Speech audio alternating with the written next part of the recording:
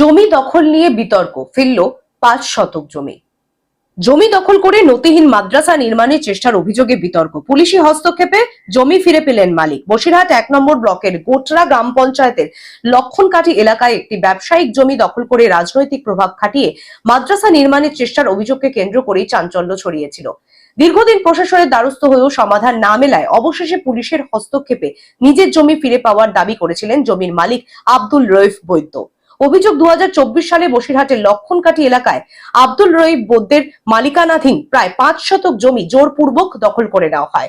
অভিযোগের তীর গোটরা গ্রাম পঞ্চায়েতের তৎকালীন তৃণমূল উপপ্রধান আবু রায়ন বৈদ্যের বিরুদ্ধে।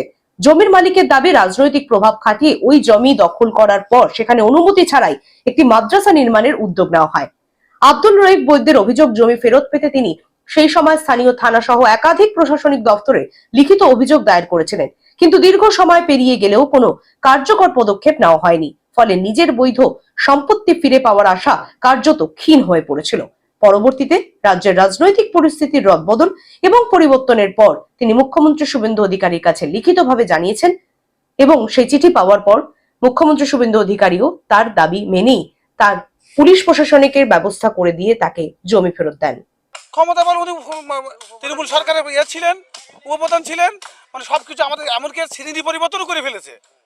আমাদের রায় দুই জায়গায় শ্রেণী পরিবর্তন, তার জন্য আমরা হাইকোর্টে কেসও করেছি। মানে এতটা প্রভাবশালী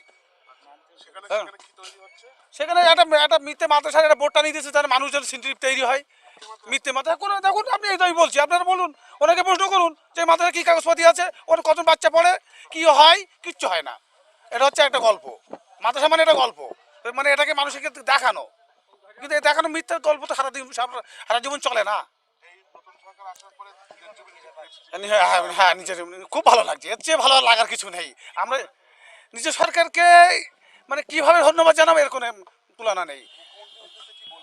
ধন্যবাদ মাননীয় মুখ্যমন্ত্রীকে। আমরা যেভাবে চিঠি করেছি, সাধারণ আমরা হাতে লিখে চিঠি করেছি ওনাকে, সেই চিঠির উত্তরেই উনি আমাদের স্টেপ নিয়েছেন।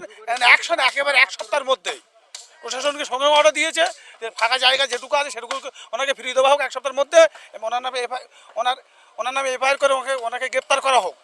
উত্তর ২৪ পরগনা থেকে সৌম্ভাব মণ্ডলের রিপোর্ট, গ্লোব নিউজ। এখন থেকে গ্লোব টিভি দেখুন আপনার স্মার্টফোনে। গুগল প্লে স্টোর থেকে অথবা অ্যাপল প্লে স্টোর থেকে ডাউনলোড করুন গ্লোব টিভি লাইভ অ্যাপ। এছাড়াও জিও টিভি অ্যাপ থেকে দেখুন গ্লোব টিভি লাইভ।